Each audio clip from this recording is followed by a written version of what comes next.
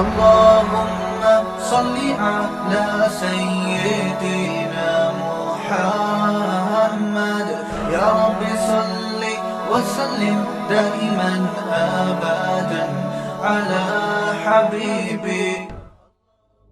سب سے زیادہ جو چیز انسان میں تکبر پیدا کرتی ہے نا، وہ علم ہے،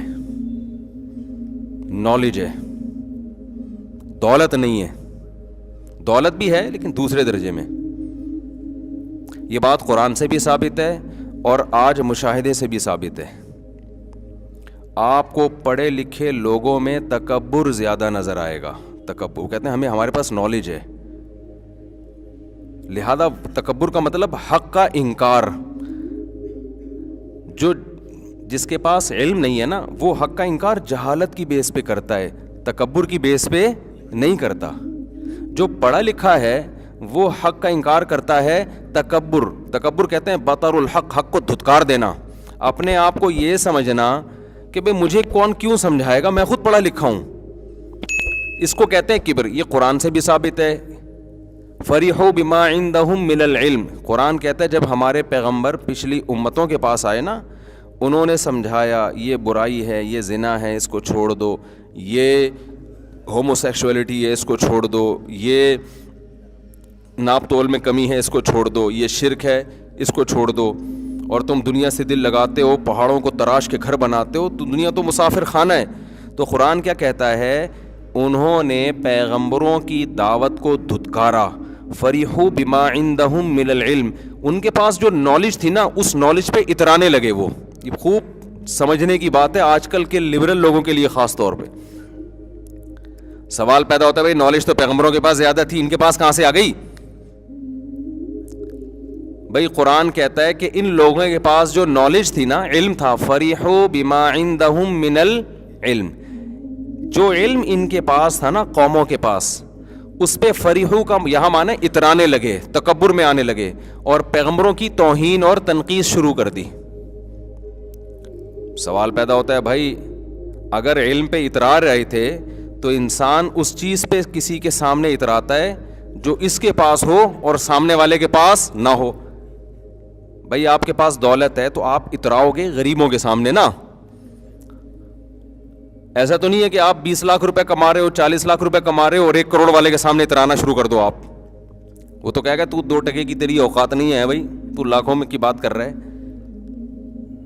تو کیا اترائے گا؟ لینڈ کروزر والا اترائے گا بس والے کے، ٹیکسی والے کے سامنے، تو ٹیکسی والا اترائے گا رکشے والے کے سامنے، رکشے والا اترائے گا سائیکل والے کے سامنے.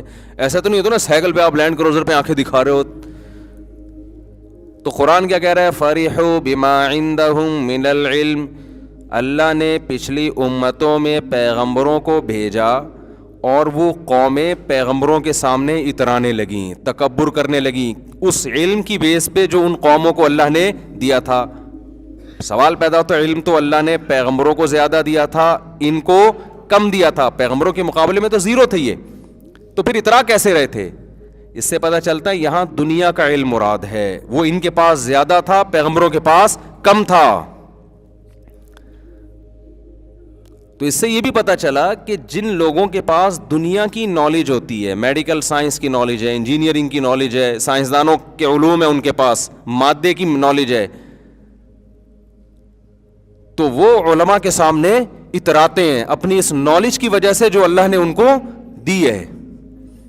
دین کے علم کو پھر وہ ویلیو نہیں دیتے، ورنہ پیغمبروں کے پاس دین کا علم بہت زیادہ تھا، مگر وہ مادی علم کو، سائنس اور ٹیکنالوجی کے علم کو دین کے علم پر ترجیح دے رہے تھے. علم کی اسلام میں بہت ویلیو ہے، چاہے دین کا ہو یا دنیا کا ہو. یعنی دنیا کے علم کی ویلیو کی ہم کمی مراد نہیں ہے یہاں پہ، لیکن اس آیت سے اتنا پتہ چلتا ہے کہ جن کے پاس صرف دین کی نالج ہے اور جن کے پاس صرف دنیا کی نالج ہے، تو جس کے پاس دنیا کی نالج ہوتی ہے وہ اکثر اتراتا ہے اور تکبر کرتا ہے ان لوگوں کے سامنے جن کے پاس صرف دین کی نالج ہے، دنیا کی نالج نہیں ہے. جیسے آج حال ہے علماء کا. ہمارا لبرل طبقہ مولویوں کے بارے میں کیا کہتا ہے؟ ابے ان کو کیا آتا ہے؟ کہتا ہے کہ نہیں کہتا؟ ابے جنازہ پڑھا سکتے ہیں، ابے یہ نماز پڑھا سکتے ہیں، اب یہ ہمیں بتائیں گے کیا صحیح کیا ہے کیا غلط کیا ہے بھائی؟ انہوں نے آئنسٹائن کو پڑھا ہے؟ انہوں نے جو ہے وہ جرمنی کی یونیورسٹیوں سے کوئی ماسٹر کیا ہے ان لوگوں نے؟ یا ان لوگوں نے کہیں امریکہ سے پڑھ کر آئے ہیں، آکسفورڈ سے پڑھا ہے انہوں نے؟ تو یہ کیا آتا ہے ان کو؟ کیا ہے یہ؟ تو مدرسے میں پڑھے ہیں، تو یہ نماز پڑھا سکتے ہیں، یہ طلاقوں کے فتوے دے سکتے ہیں، اور یہ نکاح بھی اچھا پڑھا سکتے ہیں. یہ بھی قبول ہے، اس نے کہا ہاں قبول ہے، چل بھی لے جا. بس یہ نالج ہے. ہمارے پاس جو نالج ہے نا وہ بڑی سالڈ ہے. جو لبرل طبقے کا ایک دماغ ہے جو ہماری یونیورسٹیوں میں بن رہا ہے، ان کے ذہن میں یہ کہ بھائی نالج تو ہمارے پاس ہے یار. تو حالانکہ نالج اگر مولوی کو پتہ ہے کہ طلاق ہو گئی ہے کہ نہیں ہو گئی ہے تو یہ بھی تو ایک نالج ہے نا. آپ نے اس کو نالج کی فہرست سے اس لیے نکال دیا کہ یہ وہ علم ہے جو خدا کو راضی کرنے کے لیے ضروری ہے. مثال کے طور پر دیکھو، ایک مثال دیتا ہوں میں. آپ کے گردے خراب تھے، آپ کو کوئی ایسا نالج والا آدمی نہیں مل رہا جو آپ کے گردے کو ٹھیک کرے، تو اس کا اللہ کی رضا سے کوئی تعلق ہے؟ بتاؤ نا. اللہ ناراض ہوگا آپ سے؟ ارے اللہ تو ناراض نہیں. اللہ کہے گا بھائی ڈاکٹر نہیں مل رہا تو صبر کرو، اور کیا ہے. یا غلط دوا کھا لیا آپ نے، غلط ڈاکٹر نے علاج کر دیا تو ٹینشن میں آ جاؤ گے، بیمار ہو جاؤ گے. لیکن آپ نے بیوی کو طلاق دے دی، اب آپ کو پتہ نہیں ہے کہ یہ طلاق ہوئی ہے کہ نہیں ہوئی ہے. آپ کو پتہ نہیں ہے کہ طلاق ہوئی ہے کہ نہیں ہوئی ہے. اب اگر آپ مسئلہ معلوم کیے بغیر بیگم کے ساتھ رہتے ہو تو ڈاکٹر ناراض نہیں ہوگا، نہ گردوں پہ کوئی اثر پڑا. اب ناراض کون ہوگا؟ اللہ. مسئلہ معلوم کر کے جانچتے ہو، تحقیق کر کے پتہ چلاتے ہو کہ جائز ہے کہ ناجائز ہے، تو پھر کون راضی ہوگا؟ اللہ. تو اس مسئلے کا تعلق اللہ کے راضی ہونے یا نہ ہونے سے ہے.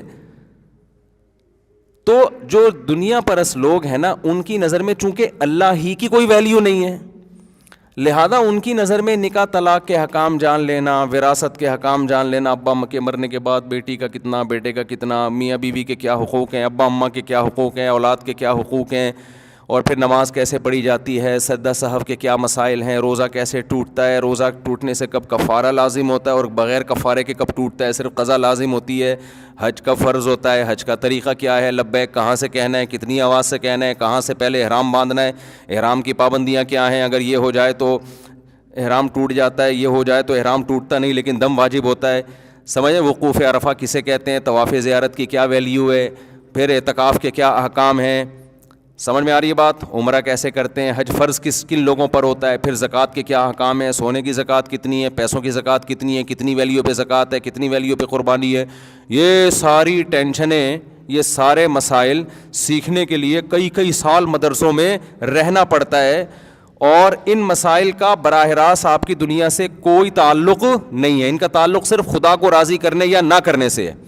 تو پیغمبر جو علوم لے کر آیا کرتے تھے ان کا تعلق کس سے تھا؟ اللہ سے. تو دنیا پرست لوگوں کی نظر میں چونکہ اللہ کی کوئی ویلیو نہیں ہے، لہذا جو اللہ کے راضی کرنے کے علوم کو جانتا ہے اس کی بھی کوئی ویلیو نہیں ہے.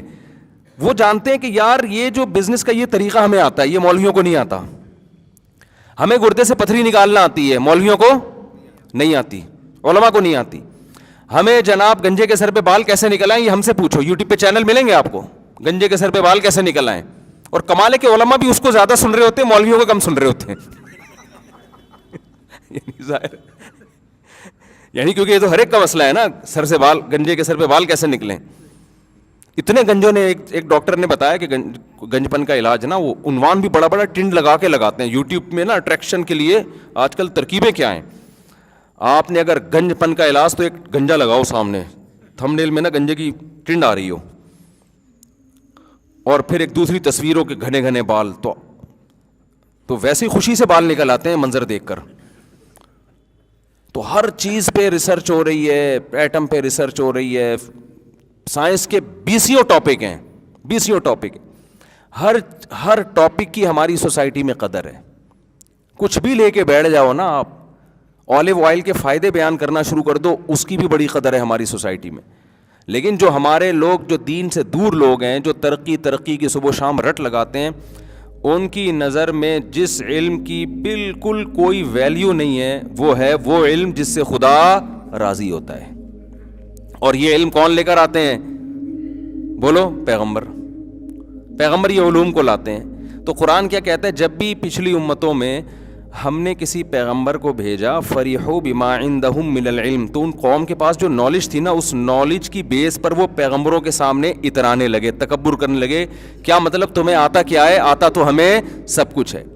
مثلا قوم عاد اگر پہاڑوں کو تراش کے گھر بنایا کرتی تھی، چٹانوں کو تراش کے، تو یہ بہت مشکل کام ہے نا. اچھا یہ سمجھ لو کہ جتنا ہم پرانے لوگوں کو بیوقوف سمجھتے ہیں نا سائنس اور ٹیکنالوجی میں مانتا ہوں کہ آج سائنس نے بہت ترقی کی ہے، لیکن اتنے بیوقوف نہیں تھے جتنے ہم سمجھ رہے ہیں ان کو. صحیح ہے نا؟ یہ ذہن میں رکھیں. یہ بات قرآن سے بھی ثابت ہے کہ پہلے زمانے میں بھی بہت ترقی کی ہے انسان نے، پھر تباہی آئی ہیں جس سے دوبارہ تنزل ہوا، کئی بار اوپر نیچے گیا ہے انسان، کلابازیاں کھائی ہیں. احرام مصر دیکھ لو آپ، آج تک دنیا حیران ہے کہ یہ بنا کیسے بھائی. اور لاشوں کو محفوظ رکھنے کے طریقے، اس زمانے میں علاج بھی تھے. بعض حکیموں کی دوائیاں ایسی ہیں 1,500-2,000 سال پرانے نسخے ہیں، 2,000 سال گزر گئے، اب تک وہ ان بیماریوں میں فائدہ دے رہی ہیں. وہ 2,000 3,000 سال پرانی دوائیں بھی ہیں. کبھی چھاؤں میں بیٹھیں گے تو بتاؤں گا انشاءاللہ. خمیرہ گاؤ زبان کھا لیا کریں صبح صبح، بڑی دماغ کو طاقت دیتا ہے. اور استو خدوس کو تو میں کئی دفعہ بتا چکا ہوں، سر سے نزلہ نکالتی ہے، ٹھیک ہے نا. ابھی تک تو یہ صدیوں پرانی، تو بہت پہلے.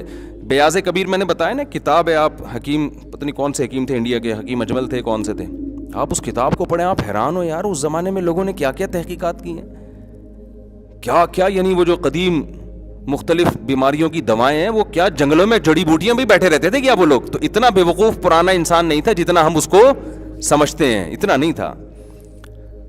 تو اللہ تعالیٰ نے، میں یہ عرض کر رہا تھا کہ پچھلی امتوں کو قرآن کہتا ہے ہم نے تباہ و برباد کیا، کیونکہ وہ پیغمبروں کے مقابلے میں جو آ کے کھڑے ہوئے نا، تو اللہ نے جو ان کو نالج دی تھی اس نالج کی وجہ سے انہوں نے پیغمبروں کو کمتر سمجھنا شروع کر دیا. یہ نہیں دیکھا کہ یہ بلا کس کی طرف رہے ہیں.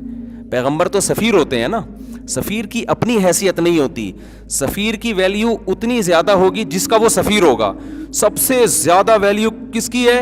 خدا کے سفیر کی. تو وہ کہہ رہے ہیں کہ ہم اللہ کے طرف سے پیغام لے کر آئے ہیں، ہماری اپنی کوئی بات نہیں ہے. اس چیز کو نہیں دیکھ رہے بلکہ ان کی ذاتی حیثیت کو دیکھ رہے ہیں کہ ہمیں تو بیماروں کا علاج کرنا بھی آتا ہے، ہمیں تو چٹانوں کو بہترین خوبصورت انداز سے ہم تراش خراش کے اس میں ایک بڑا زبردست خوبصورت محل تعمیر کر لیتے ہیں، ہم تو یہ کر لیتے ہیں، ہم تو یہ کر لیتے ہیں. آپ کو کیا آتا ہے؟ حضرت مولانا طارق جمیل صاحب نے ایک واقعہ سنایا بہت پرانا، کہ اس زمانے میں فوج کے کوئی بہت بڑے آفیسر تھے، کوئی بڑے لبرل ٹائپ کے تھے. تو مولانا کی ان سے ملاقات ہوئی نا، کوئی بیان تھا فوجیوں میں، تو مولانا کی ملاقات ہوئی. تو وہ بہت بڑا آفیسر تھا، میں نام نہیں لوں گا، مناسب نہیں ہے کسی کا نام لے کے رد کرنا. تو اس نے مولانا سے پوچھا کہ آپ کیسے اس فیلڈ میں آئے، مولانا کیسے بنے آپ؟ انہوں نے بتایا کہ میں تو میڈیکل سائنس میں پڑھ رہا تھا، ڈاکٹر بن رہا تھا، تو پھر میں رائے ونڈ والے آئے، تبلیغ والے گشت کر کے لے گئے، تو میں نے کہا چلو عالم بنتا ہوں. تو اس نے تھوڑا سا نا تنزیہ کہا کہ ڈاکٹر ہی بن جاتے اچھا تھا یار. ٹھیک ہے نا، ایسے تنزیہ کہا کہ یار ڈاکٹر بن جاتے. بات سمجھ میں آ رہی ہے؟ ڈاکٹر بن جاتے یار، کوئی کام آتے لوگوں کے. ابھی کیا ادھر بیان کیا ہے یوں ماں باپ کے حقوق اور بیوی کے حقوق اور مسکرا کے بات کرنے کے فضائل، یہ ان ٹاپک کو لوگ سمجھتے ہیں بالکل کیا ہیں، یہ انتہائی فضول. ابھی جنازہ ونازہ کوئی دعا کروا لے گا، مولوی صاحب میرے ابا بیمار ہیں، مولانا طارق جمیل صاحب آپ کائنڈلی ان کے لیے دعا کریں. تو آپ ڈاکٹر بنتے، کتنے اونچے ڈاکٹر ہوتے، آج آپریشن کر رہے ہوتے یہ ہارٹ کا، اور جناب اس کے گردے وردے سیٹ کر کے، یعنی تھوڑے سے کسی کے گردے خراب، کسی کو کوئی مسئلہ، وہ کتنا ایک خدمت ہوتی ہے نا انسانیت کی. تو یقیناً ڈاکٹر بننا بھی بہت بڑی فضیلت کی بات ہے اگر اللہ کی رضا کے لیے ہو. لیکن مجھے اس وقت میں نے واقعہ سنا تھا کئی سال پہلے، تو لیکن حقیقت یہی ہے کہ بات اصل میں یہ ہے کہ وہ یہ سمجھتا ہے کہ خدا کی طرف لوگوں کو بلانا کوئی کام ہے ہی نہیں.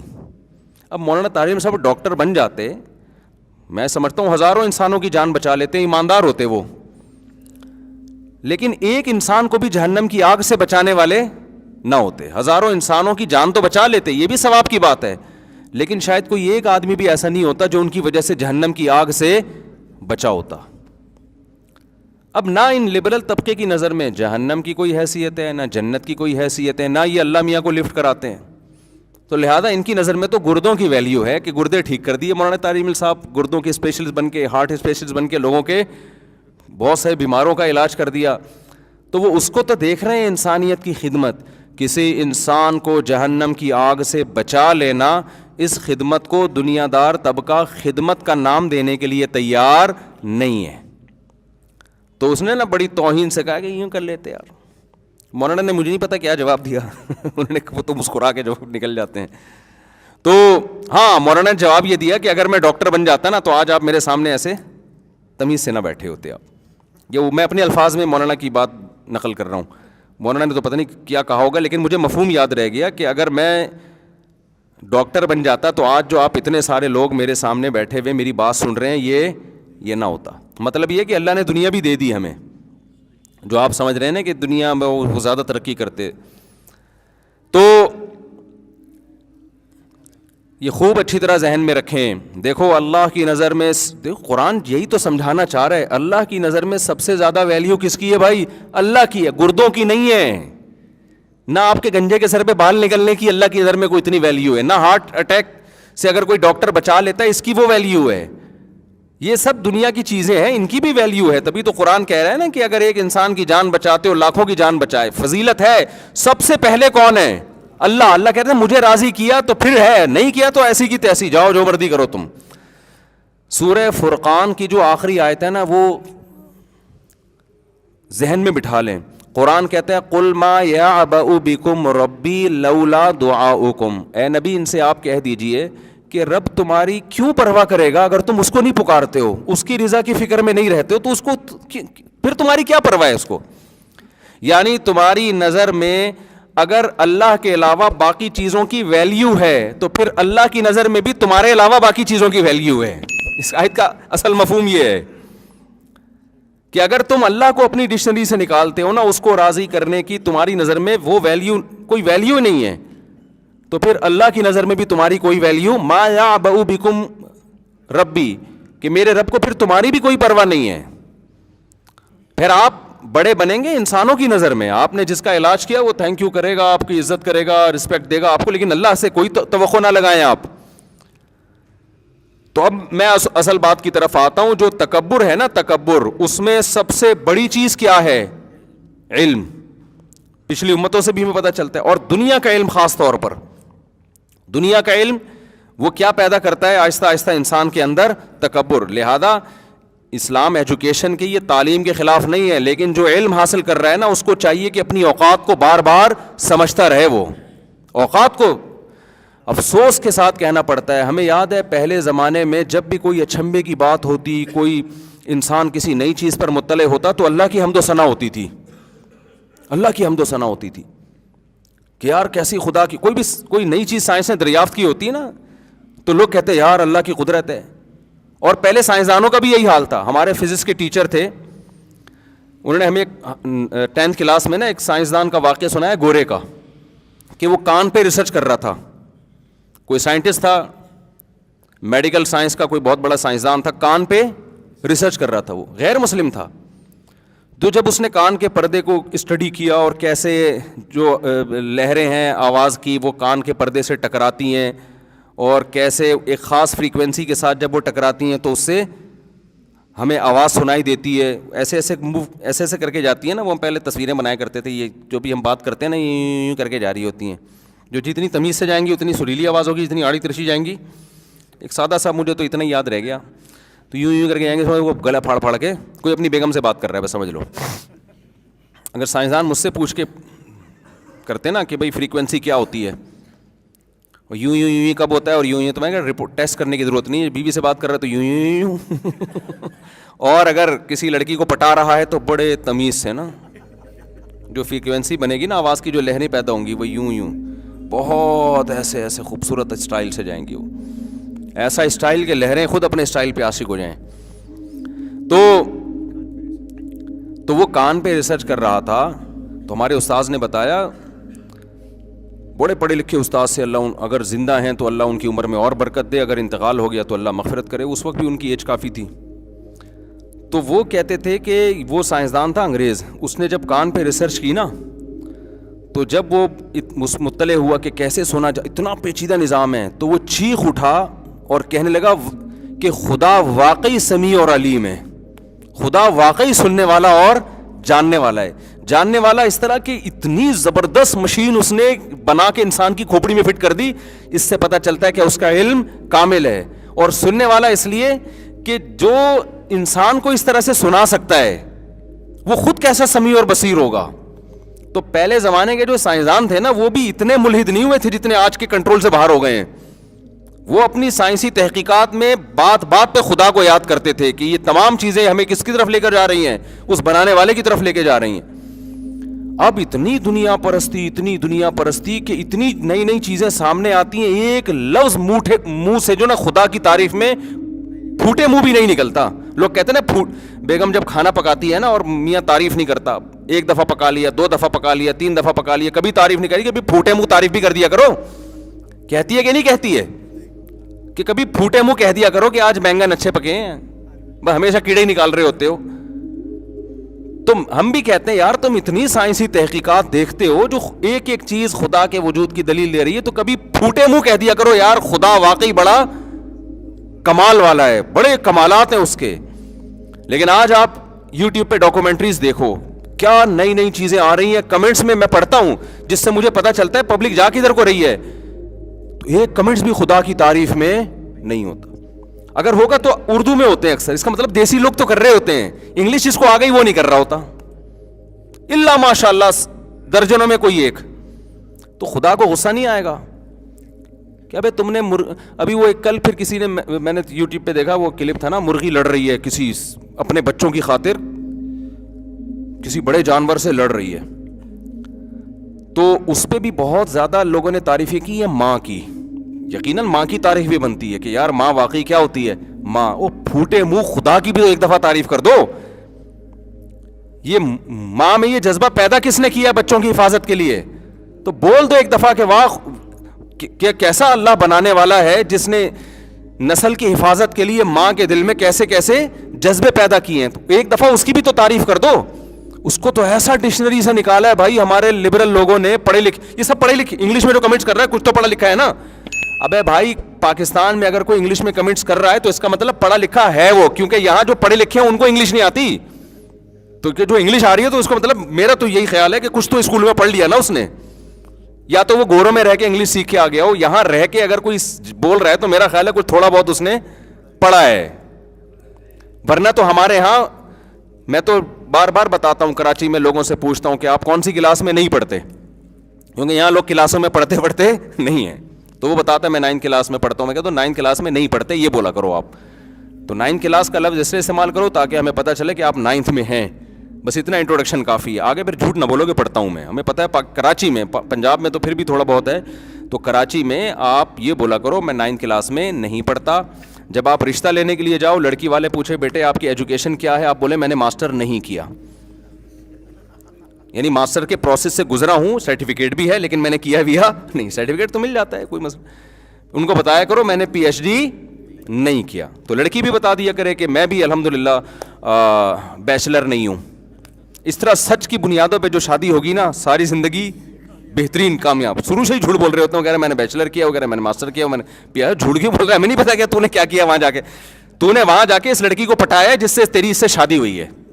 اگر تو وہاں جا کے جو ہے نا ماسٹر کر رہا ہوتا نا تو اس کو پٹانے کا تیرے پاس ٹائم نہیں ہوتا. یہ بھی پٹی اس لیے ہے کہ اس کے پاس بھی پڑھنے کا ٹائم نہیں تھا, اس کو بھی کوئی چاہیے تھا انٹرٹینمنٹ کے لیے, تو وہ تو مل گیا, نہ یہ پڑھی نہ تو پڑھا, شادی ہو گئی دونوں کی.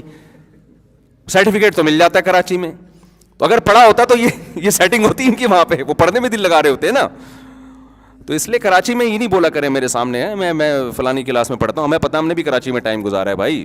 کھڑکیوں سے نکل کے بھاگتے تھے اسکولوں سے. اسکولوں میں کھڑکیاں ہی نہیں ہوتی تھیں بہت دفعہ, تو اگر ہوئی ہے کھولا کلاس کے دوران ایک کھڑکی سے نکلے, چائے وائے پینے جا رہے ہیں, پھر آ رہے ہیں, چھوڑیں بھی اس پہ بہت لمبی بات ہو جائے گی.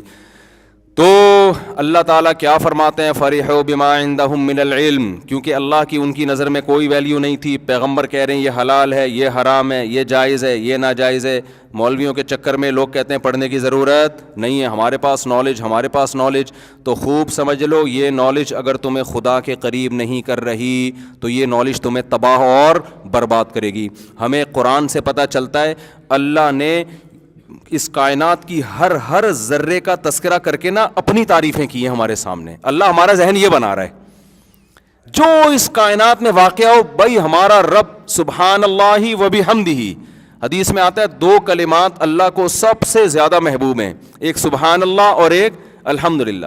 بخاری کی حدیث ہے نا، کلمتانی خفیفتانی علی اللسان ثقیلتانی فی المیزان حبیبتانی الی الرحمن.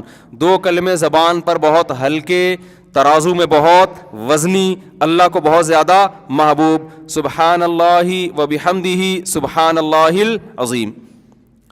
تو سبحان اللہ کا مطلب ہوتا ہے اللہ ہر عیب سے پاک ہے، اور الحمدللہ کا مطلب تمام تعریفوں کا مستحق بھی وہی اللہ ہے. یعنی پہلے اللہ کو ہر عیب سے پاک کر کے تعریف کی کہ کوئی عیب کی چیز اس میں نہیں. بعض لوگ قابل تعریف ہوتے ہیں لیکن ان میں عیب بھی ہوتے ہیں، اور بعض ایسے ہوتے ہیں جن میں عیب نہیں ہوتے لیکن خوبیاں بھی نہیں ہوتی. تو سبحان اللہ کا مطلب کوئی عیب بھی نہیں ہے اس میں، اور الحمدللہ کا مطلب ہر وہ چیز جس کی وجہ سے کسی کی تعریف کی جاتی ہے وہ تمام چیزیں اللہ تعالیٰ میں کامل طور پہ موجود ہیں. تو قرآن جتنی اس کائنات کی چیزیں ہیں نا ان کو غور کر کے اللہ اپنی حمد و ثنا کرتا ہے ہمارے سامنے. الحمدللہ الذی خلق السماوات والارض وجعل الظلمات والنور. تمام تعریفیں اس اللہ کے لیے ہیں جس نے آسمانوں اور زمینوں کو پیدا کیا اور اندھیروں اور روشنیوں کو پیدا کیا. اس نے تمام تعریفیں اس اللہ کے لیے جس نے آسمانوں اور زمینوں کو پیدا کیا. ان فی خلق السماوات والارض واختلاف اللیل والنہار. زمین اور آسمان کی پیدائش میں اور دن اور رات کے عدلنے بدلنے میں لآیات لأولی الالباب. عقل مندوں کے لیے بڑی بڑی نشانیاں ہیں. الذین یذکرون اللہ قیاما وقعودا. جو صبح و شام اللہ کی حمد و ثنا کرتے ہیں، کائنات کو دیکھتے رہتے ہیں اور صبح و شام ان کی زبان سے سبحان اللہ اور الحمدللہ کا لفظ نکلتا رہتا ہے. تو جس مادی چیز کو بھی دیکھتے ہیں اللہ کہتے ہیں یہ کیا کرتے ہیں ایمان والے. لبرل لوگ تو کہتے ہیں واہ بھائی ویل ڈن، زبردست ریسرچ ہے یار. یہ ایک نئی ریسرچ مارکیٹ میں آئی ہے کہ کان میں ایسے ہمیں جو سنائی دیتا ہے نا ایسے سنائی دیتا ہے. وہ کہیں گے یار ویل ڈن یار، یہ تو جاپان کے یا امریکہ کے سائنسدانوں نے بڑی زبردست رپورٹ پیش کی ہے. ابے رپورٹ پیش کر کے بتا دیا ہے کہ بنانے والا کیسا کامل ہے. تو ایک دفعہ جب جاپان کے سائنسدانوں کی تعریف کر رہے ہو تو خدا کی بھی تو کر دو نا تعریف. کمنٹس میں دیکھ رہا ہوتا ہوں لوگوں کے منہ سے خدا کی تعریف نہیں نکلتی. تو اللہ کو غضب آئے گا کہ نہیں آئے گا؟ تبھی قرآن کہتے ہیں نا، سورہ فرقان کی آخری آیت یاد کر لیں، قل ما یعبأ بکم ربی. تمہارے رب کو تمہاری کوئی پرواہ نہیں ہے. اگر تمہیں رب کی پرواہ نہیں ہے، تم دنیا کی نظر میں بڑے ہو، اللہ کی نظر میں 2 ٹکے کی تمہاری ویلیو نہیں ہے. یہی بات تو پیغمبر سمجھانے کے لیے آئے تھے. پیغمبر تو وہی بات سمجھائیں گے نا جو اللہ خوش ہوگا جس پہ، کیونکہ وہ کس کے سفیر بن کے آتے ہیں بھائی؟ اللہ کے بن کے آتے ہیں. سائنسدان اللہ کے سفیر تھوڑی ہیں. سائنسدان اللہ کے سفیر نہیں ہیں. پیغمبر کس کے سفیر ہیں؟ اللہ کے سفیر ہیں. لہذا وہ بات بتائیں گے جس سے اللہ خوش ہوگا. تو جب بھی ایسی ڈاکومنٹریاں دیکھا کریں نا، دیکھو کھانا ہمارے سامنے آتا ہے، کھانا جب ہمارے سامنے آتا ہے ڈاکٹر بھی ایک کھائے گا. جو لبرل، میں مسلمان ڈاکٹروں کی یہ جو دین کو مانتے ہیں ان کی بات نہیں کر رہا. لبرل جو ڈاکٹر ہوگا، جو لبرل سے نام نہاد لبرل، وہ جب کھانا سامنے آئے گا تو وہ ریسرچ کرے گا، دیکھے گا بھائی شوگر ٹھیک ہے، شوگر کنٹرول میں ہے. اب میں یہ تھوڑا سا روٹی ہے نا تو روٹی میں شوگر ہوتی ہے تو میں کھا سکتا ہوں. وہ ریسرچ کرے گا. اس کے بعد وہ دیکھے گا کہ یار یہ میرا پرہیز تو نہیں چل رہا، میرا اتنا فیٹ ہے اور اتنا کولیسٹرول لیول ہے، تو اس حساب سے یہ روٹی میں افورڈ کر سکتا ہوں یا نہیں کر سکتا. تو اگر وزن زیادہ ہے تو وہ آپ کو بھی مشورہ دے گا، خود بھی دے گا، یہ سیلڈ کھا لو، روٹی چھوڑ دو مفتی صاحب کی مرغیوں کے لیے. ٹھیک ہے نا؟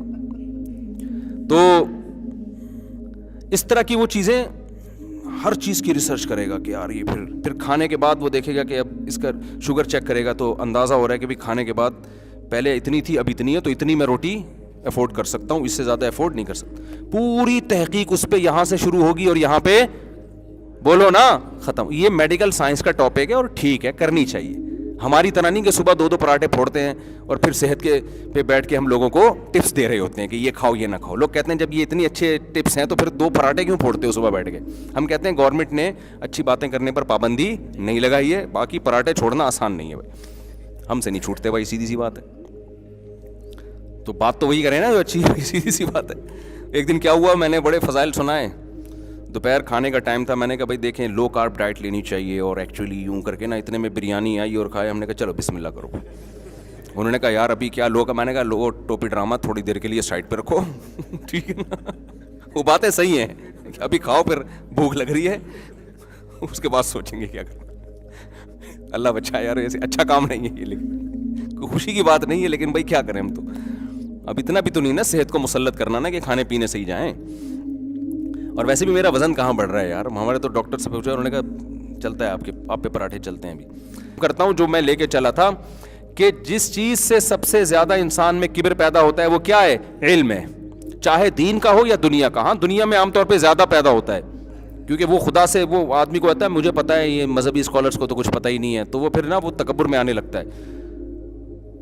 لیکن دنیا جو دین کا علم ہے نا, یہ بھی کبر پیدا کرتا ہے, کیونکہ انسان کے پاس کسی بھی قسم کی نالج ہو نا تو اس کو پتہ ہے کہ مجھے معلوم ہے, سامنے والے کو معلوم نہیں ہے. تو یہ چیز انسان میں کبر پیدا کرتی ہے. جب یہ چیز انسان میں تکبر پیدا کرتی ہے تو جہاں اپنی بڑائی پن آتی ہے نا, سب سے بڑا مسئلہ انسان میں یہ پیدا ہوتا ہے کہ پھر وہ دوسرے کی نصیحت سننے کے لیے تیار نہیں ہوتا, چاہے وہ عالم ہو, چاہے وہ کوئی سائنٹسٹ ہو, چاہے PhD اسکالر ہو. یہ چیز آہستہ آہستہ انسان میں پیدا ہونا شروع ہوتی. بہت خطرناک ہے یہ. دیکھو شیطان کے ساتھ بڑا مسئلہ ہی یہ تھا کہ اس کے پاس نالج تھی. کیا نالج تھی؟ اے اللہ تو نے اس کو مٹی سے بنایا, مجھے آگ سے. اگر یہ نالج شیطان کے پاس نہ ہوتی تو وہ تکبر کرتا؟ بولو نا, وہ کبھی بھی کبر نہیں کرتا. وہ کہتا بھائی اللہ نے کہا ہے تو سجدہ. شیطان کے پاس نالج تھی کہ میں آگ سے بناؤں اور یہ مٹی سے. اس نالج کو اس نے کہاں استعمال کیا؟ اللہ نے کہا سجدہ کر, تو تکبر میں آ گیا. تکبر میں وہ کبر میں آ گیا اور کہنے لگا میں اپنے سے کمتر کو سجدہ نہیں کر سکتا. اور ایسا تکبر آج تک اڑا ہوا ہے. تو اپنی نالج کو خدا کے مقابلے میں مت لایا کرو. سمجھتے ہو کہ نہیں سمجھتے؟ جب اللہ نے کہہ دیا کہ پردہ کرنا فرض ہے, پردہ کرنا ضروری ہے, پھر آپ کی رپورٹیں کہ پردے سے پردہ ترقی میں رکاوٹ ہے. بھائی وہ رکاوٹ ہو یا نہ ہو, یہ ہمارا ہیڈک نہیں ہے. سب سے پہلے کون ہے؟ اللہ کو فالو کرنا ہے. آج بہت سے لبرل لوگ کہہ رہے ہوتے ہیں نا یہ مذہبی عبادات اور رسومات اور یہ سب چیزیں ہمیں بہت پیچھے رکھ لیا. حالانکہ پیچھے رکھا نہیں ہے, ہمیں تو مذہب چھوڑنے نے پیچھے رکھا ہے. لیکن رکھ بھی رہا ہو تو سب سے پہلے بھائی ہم نے کس کو راضی کرنا ہے؟ اللہ کو. تو اپنی زندگی کا حصہ بنا لیں, بات بات پہ ہر موقع پہ خدا کو یاد کرنا.